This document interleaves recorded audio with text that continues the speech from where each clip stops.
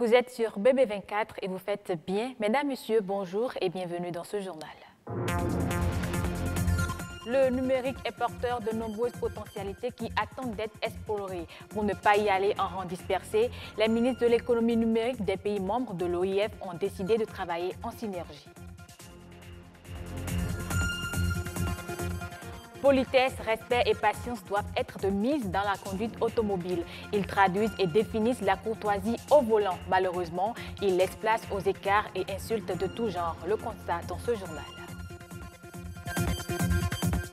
Outil traditionnel utilisé pour écraser les condiments, la meule est toujours d'usage dans certains ménages et marchés.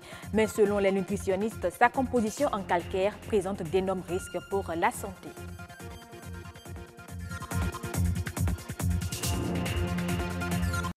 Le numérique, un secteur maintenant plus que jamais sur orbite. Conscient de ses potentialités et de son apport pour le développement, les ministres de l'économie numérique des pays membres de l'OIF ont décidé de se mettre en réseau en vue d'insuffler une nouvelle dynamique à ce secteur qui n'est pas encore suffisamment exploré sous les tropiques. Compte rendu, Eman Rodig Amegan Ramatou Lawani. Tout est parti de la visite au Bénin de la secrétaire générale de l'Organisation internationale de la francophonie en décembre 2017. Au cours de ce séjour, Michael Jean a adhéré à la vision du président Patrice Talon de faire du Bénin la plateforme des services numériques de l'Afrique de l'Ouest à l'horizon 2021. Ce projet entre en effet en droite ligne de la stratégie de l'OIF dans le secteur du numérique.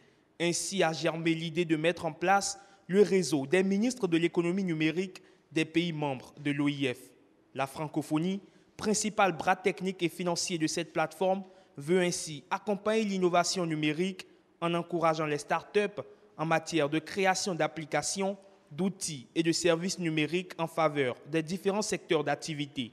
Et bonne nouvelle pour le Bénin, le Québec également est prêt à donner un coup de pouce à ce projet. Le réseau sera officiellement lancé en juin en marge de la Conférence des Amériques et sera entériné lors du prochain sommet de l'OIF en Arménie les 11 et 12 octobre 2018. L'incivilité en circulation est l'un des phénomènes en recrudescence au Bénin. Intolérance, impatience et même des écarts de langage, c'est le quotidien des usagers de nos routes. Et pourtant, la courtoisie au volant reste et demeure une règle de conduite automobile. Auréole Ayeyon et Marcel Arrossi ont promené avec courtoisie leurs caméras et quelques citoyens se sont prononcés sur le sujet. Suivez plutôt. Coups de klaxon violents, injures à la volée, gestes obscènes. Quel conducteur n'a pas été victime, témoin, voire auteur d'un comportement agressif sur la route? Beaucoup conduisent sans maîtriser le code de la route. Là, je suis à un carrefour, on ne veut pas me laisser passer. Et ça fait partie de ce qu'on vit au quotidien. On vous dépasse à une telle vitesse que vous avez l'impression que vous venez d'échapper à un accident de la circulation. Il faut compter aussi avec les conducteurs de moto. Je ne vais pas stigmatiser seulement les taxis motos, mais les conducteurs de moto en général qui circulent de façon souvent inappropriée entre les véhicules, qui ont des langages le plus souvent orduriers envers les autres usagers de la route. J'ai été victime plusieurs fois, surtout les hymnes. C'est eux qui se déambulent devant toi chaque fois. Même si tu les klaxonnes, ils ne quittent même pas la voie. Vous voyez l'autre qui vous voit, il voit que vous voulez dépasser, vous voulez traverser seulement. Le petit temps qu'il va vouloir pour vous traverser, lui, il émet une vitesse pour pouvoir vite traverser avant vous. Là, celui qui a la priorité l'insulte. Parce que vous avez peut-être klaxonné à quelqu'un qui, sa moto a coupé. Il est en train de chercher à demander, oh, le feu vert est allumé. Quand tu klaxonnes, il t'insulte. Dès que l'autre conduit un peu mal, la première des choses, c'est c'est ce qu'on vit tous les jours. Voilà autant de situations auxquelles on est confronté de la circulation et qui sont révélatrices du niveau un peu abject d'éducation d'une certaine partie de la population et c'est malheureusement dommage. Tout le monde est pressé, c'est ce qui fait le problème. Conducteurs, Cyclistes ou piétons, la courtoisie concerne tout le monde. La route est un espace à partager et cela nécessite un minimum de courtoisie. Demander à chacun de prendre patience parce que la route, elle appartient à tout le monde. Et puis chacun a une destination. Il faut penser à arriver à destination, non pas forcément le plus tôt possible, mais arriver à destination en bonne santé et en bon état. On a souvent de ces réactions-là qui font mal. Mais bon, qu'est-ce qu'il faut faire? Il faut l'accepter et continuer. Ça ne peut même pas cesser. Ça ne peut pas cesser. Respecter le code de la route, être maître de soi et de son véhicule, faire l'effort de se mettre à la place de l'autre, il en faut peu finalement pour bien vivre ensemble sur la route. Utiliser la meule fabriquée à base de ciment pour écraser les condiments, c'est encore une habitude chez certaines femmes. Elles s'accordent même à dire que les mets cuisinés avec ces condiments seraient plus délicieux. Mais les nutritionnistes, eux, y voient plutôt d'énormes risques pour la santé. Heureuse d'annoncer Kemal Awissou.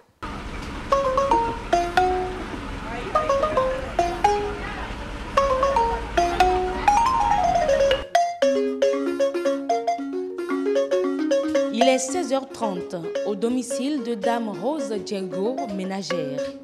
Elle se prépare à cuisiner le repas du soir.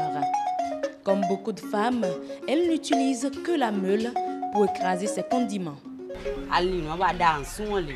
La sauce faite avec les condiments écrasés sur la meule est plus présentable, contrairement à la sauce dont les condiments sont moulus. Il y a des maris qui n'aiment pas manger la nourriture dont les condiments sont moulus.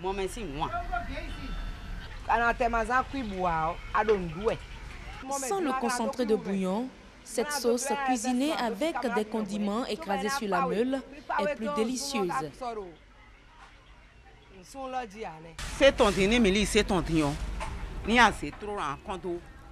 les meules, c'est plus lourd et ça va directement dans l'huile.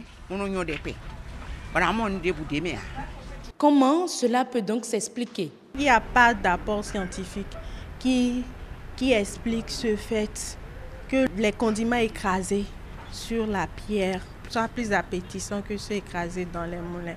Tout d'abord, lorsque les condiments sont écrasés dans les moulins, dans les broyeurs au coin des rues, ils subissent d'abord une petite cuisson, ce qui peut avoir une conséquence sur la caractéristique organoleptique des condiments.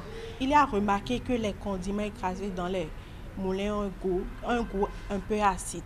Ces moulins ne sont pas suffisamment nettoyés, correctement nettoyés, ce qui fait que la plupart des condiments qu'on a peut-être utilisé, qu'on a peut-être broyé hier, se retrouvent aussi dans les mailles. Évitant donc la mauvaise hygiène et la malpropreté qui caractérisent certaines machines à moudre, mais surtout pour le goût délicieux de la sauce, toutes ces femmes ont opté pour la meule. Mais là encore, la meule fabriquée à base de ciment est proscrite par les nutritionnistes. Que ce soit les condiments écrasés sur les meules ou dans les broyeurs, ceux qui consomment ces condiments sont exposés à des risques de contamination physique. C'est-à-dire qu'il y a une partie du ciment qu'on a pris pour fabriquer les meules qui se retrouve en temps dans les condiments. Et cela, vous le constaterez lorsque vous écrasez vos condiments sur la pierre pendant un certain temps, il y a une dégradation de la pierre. Vous vous demanderez par contre où se trouve le ciment qui a disparu. Et ce ciment-là s'est retrouvé dans votre organisme en temps. Si ces pierres-là ne sont pas suffisamment polies, ça peut contaminer physiquement vos condiments et vous exposer à des maladies.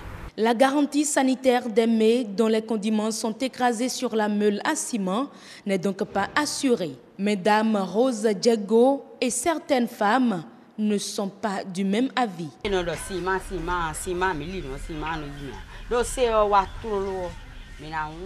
Dès qu'on achète la meule, on y écrase des condiments pour retirer le ciment.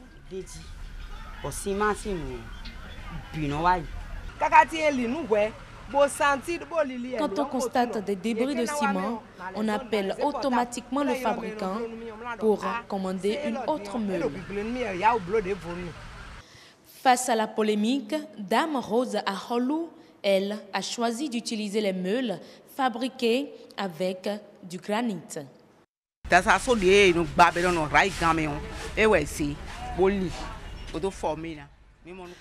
Tu ne verras aucun ciment dans les condiments écrasés.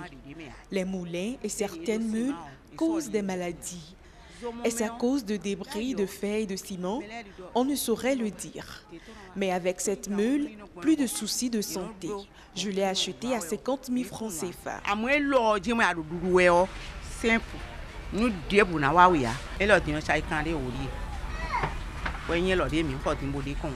En attendant toute confirmation ou non des vertus de ce type de meule fabriquée à base de granit, il faut dire que tous les condiments et même des légumes sont écrasés sur ces meules. Et au-delà de la recherche du bon goût des plats cuisinés, écraser sur la meule est aujourd'hui une activité qui nourrit plusieurs foyers béninois. Mais ceci au désavantage de la santé. On prend à présent la direction du Togo. Suite à sa participation au sommet de l'Alliance solaire internationale en Inde, le Togo a décroché un financement de 22 milliards de francs CFA des États-Unis pour un projet d'électrification rurale par kit solaire photovoltaïque.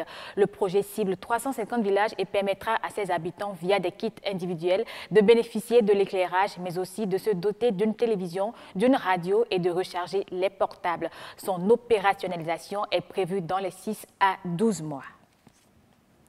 Au Cameroun, le coordonnateur du projet d'investissement et de développement des marchés agricoles a réceptionné une cargaison de 500 tonnes de semences hybrides de maïs de couleur jaune. C'est la première livraison d'une commande globale de 1000 tonnes. Ces semences vont être distribuées aux producteurs des 10 régions du Cameroun. Grâce à cette variété, ils vont obtenir des rendements d'au moins 4 tonnes de maïs à l'hectare contre 2 tonnes pour les variétés actuellement utilisées par la plupart des agriculteurs dans le pays.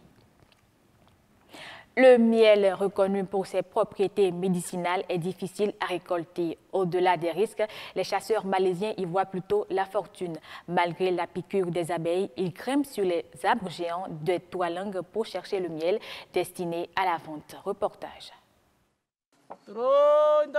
Descendez, mes chères abeilles, descendez, descendez vers le sol, suivez les étoiles qui tombent, soyez calmes. Ces chasseurs de miel chaque année se rendent en expédition dans les lieux isolés de la forêt tropicale. Ils sont à la recherche des abeilles. Les abeilles sur l'arbre, elles vont vers les fleurs sur les grands arbres. Elles ne vont pas vers les fleurs sur le sol. Leur miel est propre. La moisson est intéressante, du miel de bonne qualité, mais le chemin pour y parvenir est périlleux. C'est risqué et dangereux de grimper ces arbres. Ils sont très hauts. Vous êtes piqué par les abeilles. Il faut clouer les marches, utiliser la lampe. On se fait mal aux mains avec le marteau. Ce miel est riche en nutriments. On peut s'en servir comme un médicament. À l'instar du miel de Manuka en Nouvelle-Zélande, également connu pour ses propriétés médicinales, le miel malaisien se vend cher. Une fortune pour des villageois pauvres dans ce pays d'Asie du Sud-Est. La valeur du miel des arbres est supérieure.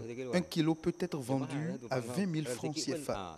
C'est cher, même pour une petite quantité. Mais cette pratique ancienne de récolte de miel est menacée à la fois par la déforestation et la diminution drastique du nombre d'abeilles, ainsi que le manque d'intérêt parmi les jeunes générations. Et ce sera tout pour cette édition du journal. Merci de l'avoir suivi et passez de bons moments sur BB24, la chaîne du développement.